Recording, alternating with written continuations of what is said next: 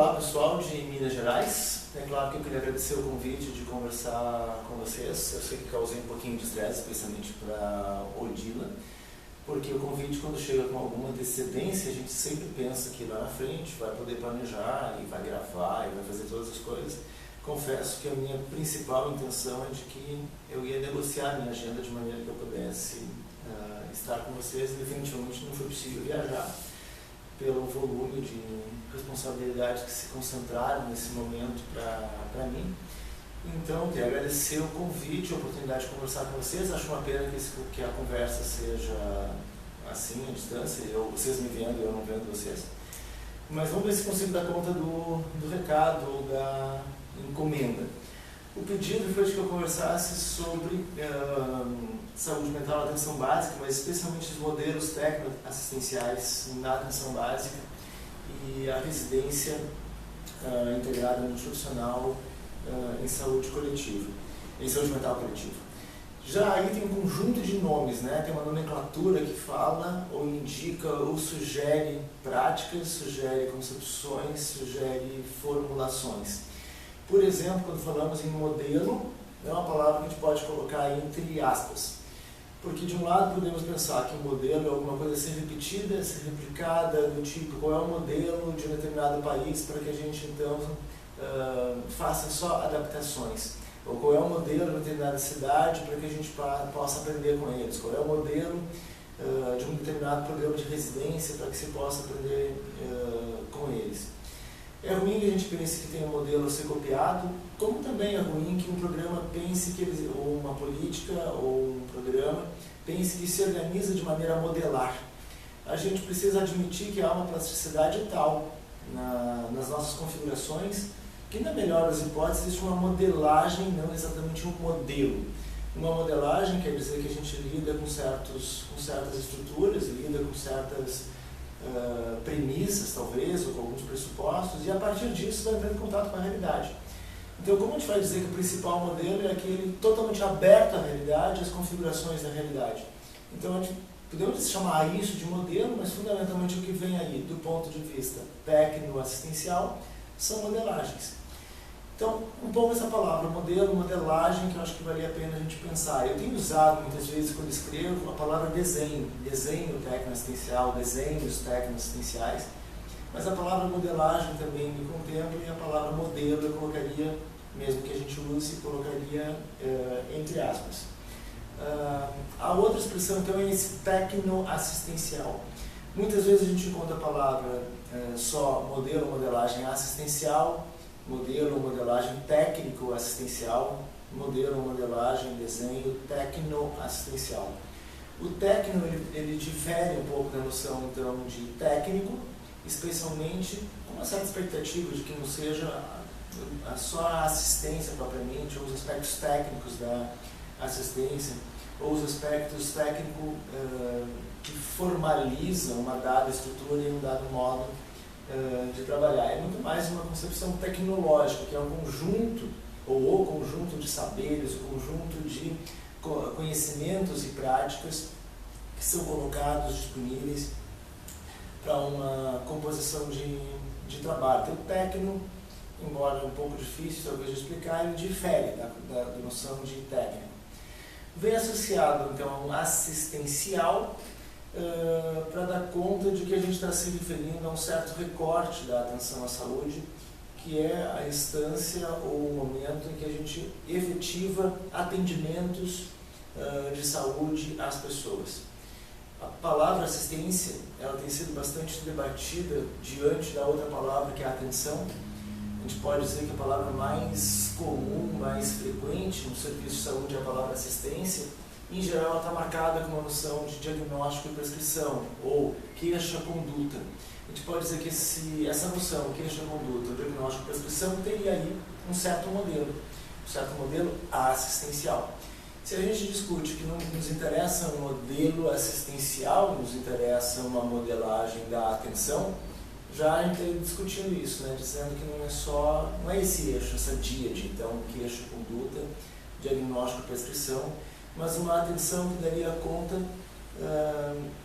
de uma clínica da integralidade, ou de uma clínica da vida, uma clínica das tarefas de construção da vida, uma clínica das exigências para a afirmação da vida.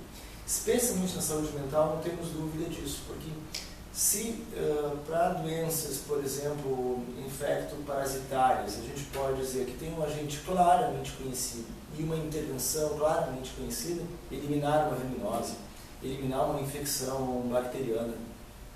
A gente conhece perfeitamente o fator disparador e conhece perfeitamente o enfrentamento de um determinado agente causador, seja ele então ali quando for uma bactéria ou quando for um parasita.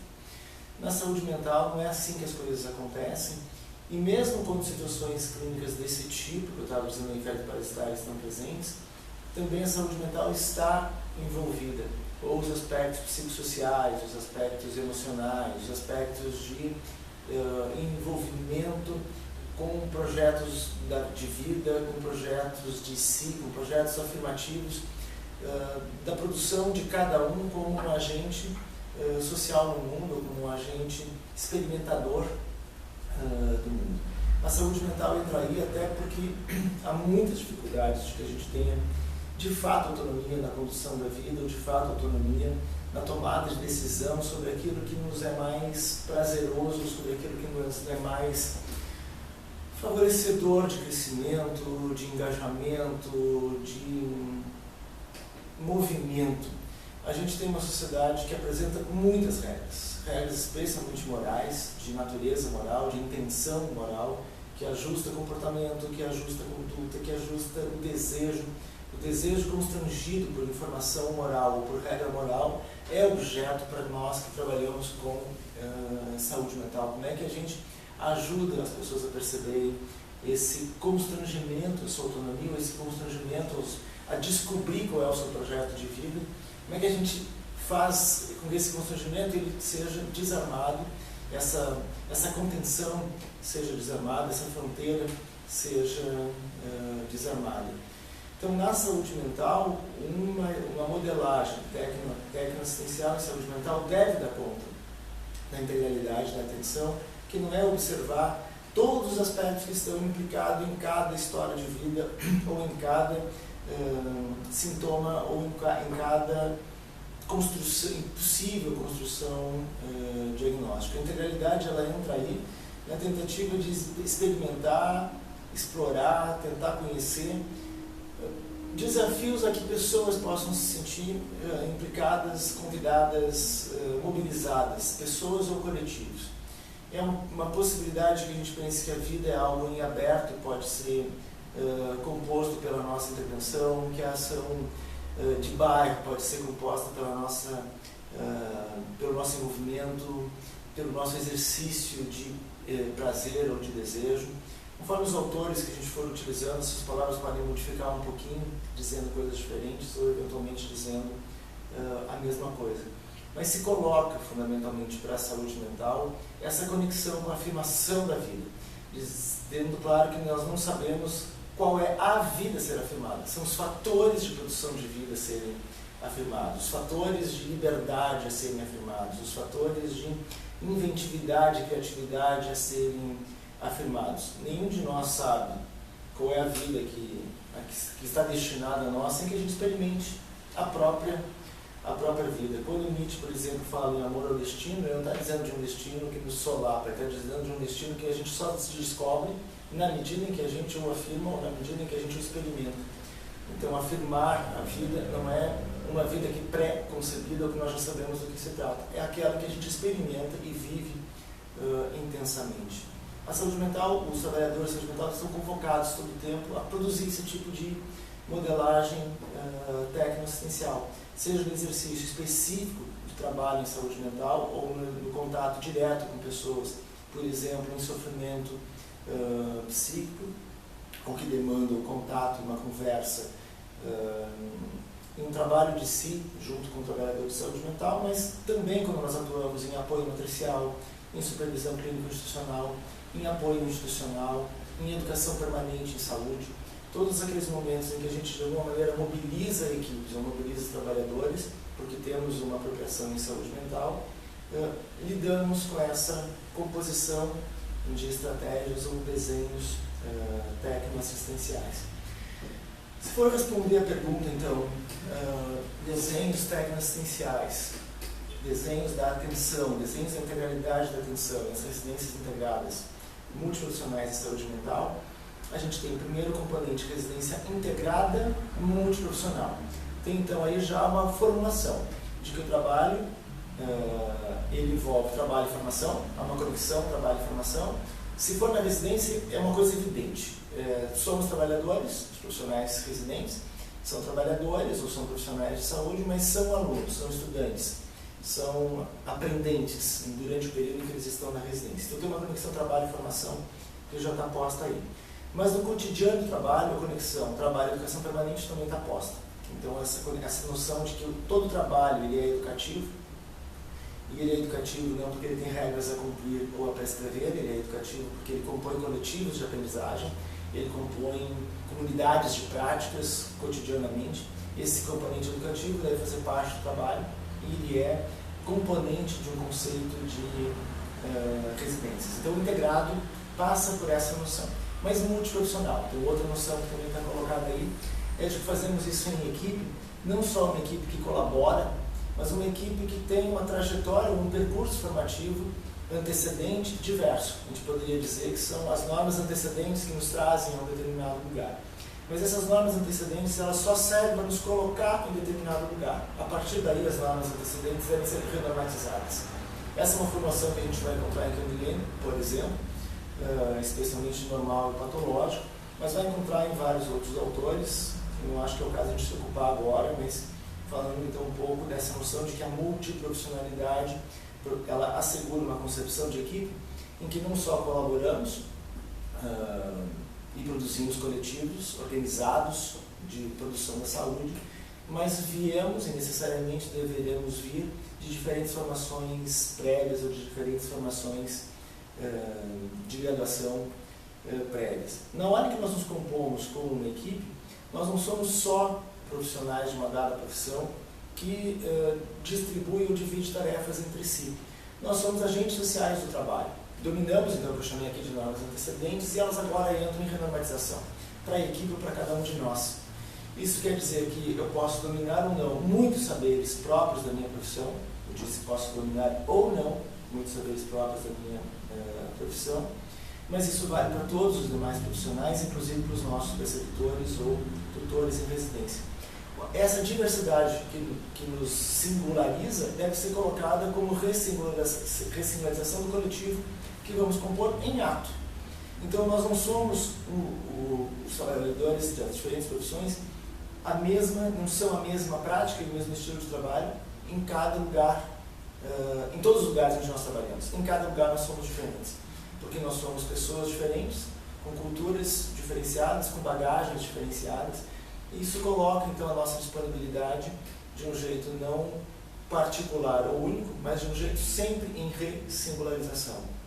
Então, a equipe, no caso de uma residência integrada multiprofissional, é uma equipe que começa a se compor a cada chegada de uma nova turma de residentes, ou até mesmo a cada troca de cenário de prática, ou a cada novo trabalhador que passa a cumprir um papel de preceptoria e tutoria conosco, ou vem integrar o ambiente de trabalho. Então aí a noção integrada multiprofissional acho que ajuda a gente a pensar coisas como essa. O tema da atenção básica. Acho que eu tentei, assim como é chamada, saúde mental, residência integrada, residência multiprofissional, modelo tecnoassistencial, atenção básica. A atenção básica talvez seja uma das formulações difíceis a gente entender, especialmente no contemporâneo, ou admitindo uma noção de contemporâneo, admitindo que o contemporâneo é esse mundo em recriação, é esse mundo em afirmação das liberdades, é esse mundo que aceita o libertário como parte da produção de vida ou da afirmação da vida, especialmente no Brasil, onde hoje a gente tem uma polarização com movimentos absolutamente moralizadores ou moralistas, um combate extremo às liberdades e a qualquer concepção libertária. Então é difícil a gente entrar nesse jogo, até porque tem uma mídia intensa e um movimento de produção de discurso intenso sobre nós, para que a gente se coloque no lugar diverso. Não sei se vocês têm percebido, mas a saúde tem recebido muita acusação, inclusive da imprensa, de que os profissionais de saúde são acadêmicos demais e eles falam de maneira distante da realidade. Os profissionais de saúde não aceitam a redução da maioridade penal, mas deveriam então experimentar o que é isso. Olha, nós defendemos as liberdades, nós não vamos defender essas coisas mesmo se de fato estudamos saúde e concepção de grande saúde, ou de uma saúde que de fato fale de vida. Então eu estou dizendo isso porque na atenção básica, um dos discursos de que a atenção básica é estratégia de saúde da família, ou de que a atenção básica é os cuidados primários, ou que a atenção básica é prevenção e promoção da saúde. A atenção básica é tudo que não for internação. A atenção básica é quando na educação a gente fala em educação básica ou escola básica. A gente fala em educação básica, no setor da educação, a gente está dizendo da primeira série até o final do ensino médio. A gente está dizendo daquele componente que forma intelectualmente as pessoas para que elas sejam capazes de domínio intelectual em todos os campos de saberes. A atenção básica deveria ser do mesmo jeito. Eu muito tempo usei a expressão atenção básica em saúde em tudo que escrevi. Eu passei a escrever só a atenção básica, para dizer, tem a educação básica, é o componente da educação, e tem a atenção básica, é o componente da atenção. Sem nem colocar esse negócio de em saúde ou a saúde necessariamente como uma definição final, porque eu achei que com o tempo da minha discussão teórica, da minha escrita, isso começou a fazer mais sentido. Na atenção básica a gente tem programa de saúde na escola, a gente tem melhor em casa, a gente tem telesaúde, a gente tem saúde da família, a gente tem alimentação e nutrição, tem a saúde bucal e tem a atenção psicossocial. Ainda tem as parteiras, tudo isso é atenção básica. O que não é internação, tranquilamente pode ser concebido como atenção básica. Então a gente fala de um lugar de atuação bastante amplo. Por isso a gente fez o NASF e botou uma barra hoje em dia, que é apoio à saúde da família / atenção básica, porque apoio à atenção básica, com esse escopo ampliado que deve ser admitido como inscrito na atenção básica. Os centros de atenção psicossocial, eles pertencem a uma área de especificidade, que é a saúde mental, mas eu vou fazer um paralelo com a educação de novo. Na educação a gente pode falar de educação especial, mas a educação especial está dentro da educação básica. A educação de jovens e adultos está dentro da educação básica. Então, desse mesmo modo, a saúde mental se coloca, ela também está dentro da atenção básica, exceto quando a gente vai dizendo de uma linha de cuidado que completa lá na internação geral, ou na internação, ou quando as pessoas demandam o cuidado no plano da internação, que será sempre temporário, provisório, pontual, para necessidades que se apresentam na vida de pessoas. Então, essa é uma noção de atenção básica. Para que a gente faça atenção básica, é preciso a intersetorialidade. E aí é importante lembrar que a última Conferência Nacional de Saúde Mental, ela já também trouxe essa barra, Conferência Nacional de Saúde Mental / intersetorial. Impossível fazer saúde mental sem a conexão com a cultura, impossível fazer saúde mental sem a conexão com as ruas, impossível fazer saúde mental sem a conexão com a educação, impossível fazer saúde mental sem a assistência social, impossível fazer saúde mental sem uma concepção intersetorial. A saúde mental diz respeito à vida de maneira grandiosa, diz respeito a essa produção afirmativa do vivo. Nesse sentido, o intersetorial para nós é fundamental. A noção de linha do cuidado está posta hoje na atenção básica, e a linha do cuidado, ela de alguma maneira tenta dizer que, olha, não tem como resolver tudo sozinho em um lugar, mas não se trata só de encaminhamento do tipo referência e contra-referência, que também tem impregnado na nossa compreensão e no nosso aprendizado, que é o sistema de saúde. Eu refiro e eu recebo de volta. A linha do cuidado, ela é uma costura que nós fazemos entre todos os serviços, de maneira inclusive intersetorial, compondo o que seria um projeto terapêutico singular, que nem sempre é um projeto terapêutico, é só um projeto de vida. E não é singular, é singularizador. Se a gente não entender essas diferenças, vai dando, vamos dizer uma palavra meio palavrão, mas vai dando porcaria. Se a gente não entender isso corretamente, vai dando porcaria, porque a gente vai disciplinarizando os serviços e o encaminhamento de pessoas mediante diagnóstico. Então, linha do cuidado não é só por um projeto terapêutico singular, é por um projeto de vida ressingularizador. Essa é uma compreensão que eu também acho importante de que a gente detenha e comece a pensar um pouco com ela. Em linha de cuidado vai fazer parte as oficinas de geração de renda, vai fazer parte as cooperativas sociais, vai fazer parte tudo aquilo que a gente chama de pedagogia social, que pode envolver o círculo, que pode envolver o teatro, que pode envolver a arte, que pode envolver a rua. Então a linha do cuidado em saúde mental, ela tem essa lógica transversal a lugares onde a gente produz vida, produz existência, produz conectividade, produz agenciamento, produz interface produtora de desejo ou de afirmação de desejo, especialmente nesse campo que eu defini antes aí como libertário ou das liberdades. Também pode fazer parte da linha do cuidado o apoio matricial, o apoio institucional e a supervisão clínica institucional.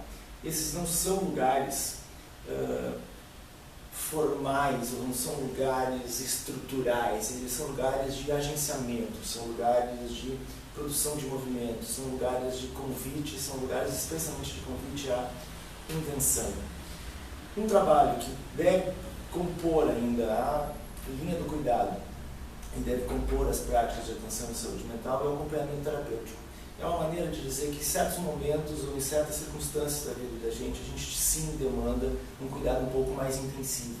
Mas o cuidado intensivo que não precise da internação pode ser resolvido, por exemplo, com acompanhantes terapêuticos, e essa é uma figura ou é uma função que a gente precisa lidar com ela, e a equipe multiprofissional, quanto mais ampliada for, mais permite a gente fazer isso bem. Porque a gente pode fazer o acompanhamento terapêutico com os profissionais da educação física, com os profissionais da arte, com os profissionais da pedagogia, pode fazer isso com os profissionais da antropologia, só que nenhum deles entra como um profissional que tem algo a prescrever na vida daquela pessoa. É alguém que se dispõe ao acompanhamento, ao ver o movimento, ao interferir ou influir no movimento como alguém que põe um tempero nesse movimento, põe um convite nesse movimento, não desperdiça possibilidades de conexão e desejo nesses movimentos de vida.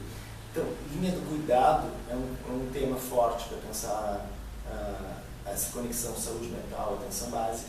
Intersetorialidade é um elemento forte. O acompanhamento terapêutico é um elemento forte. O atendimento nas ruas, não citei antes, consultório na rua, é um outro equipamento da atenção básica, que é um equipamento também da saúde mental.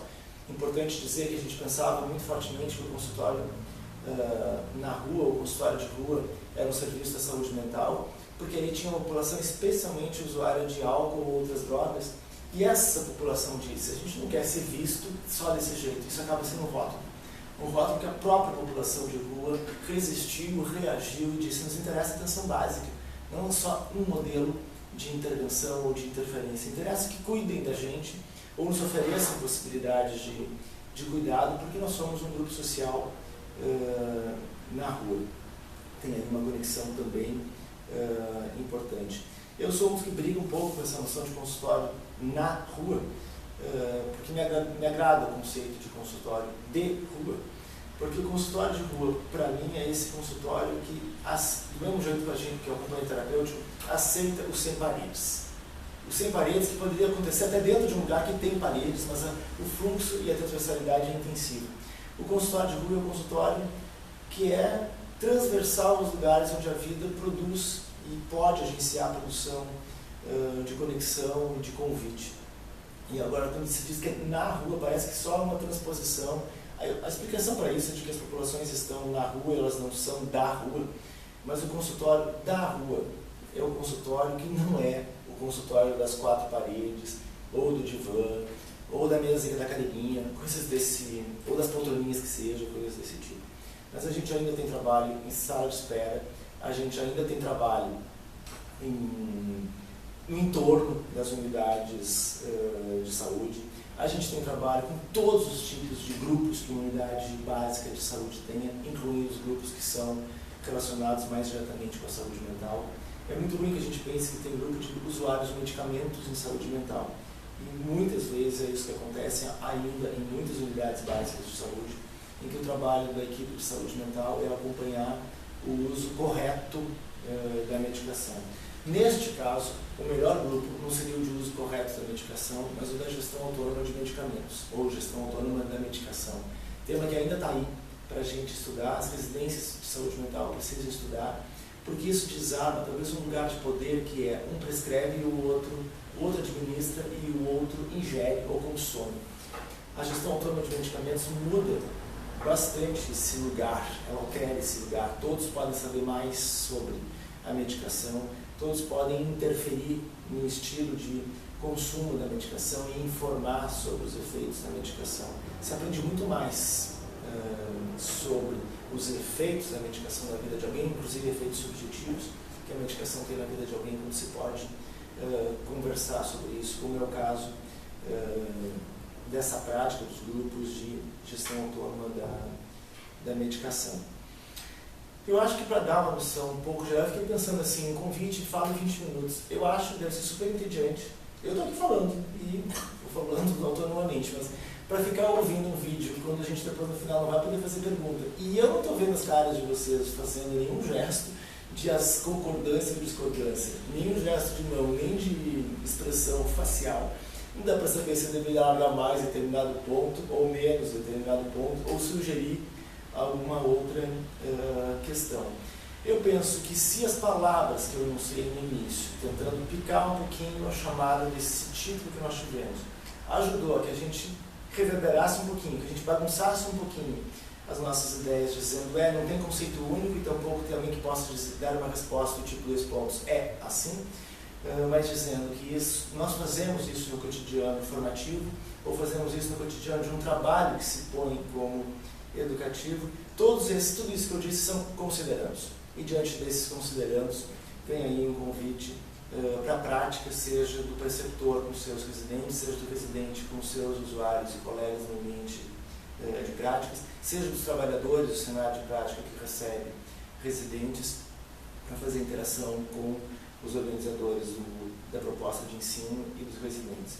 Não podemos idealizar nenhuma das partes. Às vezes a gente idealiza os programas de residência, devem ser muito bons ou muito ruins, idealiza os residentes, eles são muito bons ou muito ruins, e nada disso é assim, desse jeito. É ou não é. Em todos os momentos a gente tem linhas de força, linhas disparadoras, e o nosso olhar atento e a nossa conexão atenta ao que temos por fazer é que vai fazer os laços, as costuras, os agenciamentos e dizer, diante dessa experiência, talvez o nosso rumo seja produzir esta ou aquela outra conexão. Na residência em que eu atuo, a gente tem composto cenários que às vezes estão dentro dos serviços tipicamente de saúde e muitas vezes estão fora. Hoje nós temos atuado com os equipamentos socioassistenciais, como abrigos provisórios, os abrigos institucionais temporários, com as medidas socioeducativas, com as medidas protetivas. Todos esses lugares têm aí trabalho, tarefa para quem vai produzir saúde mental ou vai topar, que a vida não é alguma coisa pré-definida, mas puro agenciamento no interesse de que a vida seja alguma coisa que, de fato, vale a pena. Não sei quanto tempo eu ocupei, mas eu queria agradecer o contato com vocês e dizer que, bom, depois desse esforço de atender um prazo assim que ficou difícil para mim, eu fico aí digo para o Dylan, desculpe se eu te deixei estressado, nervosa esse prazo, se eu ia chegar esse vídeo para vocês, mas a gente se encontra em outros momentos, seja por escrito, por vídeo ou presencialmente. Um abraço a todos, a todas, obrigado.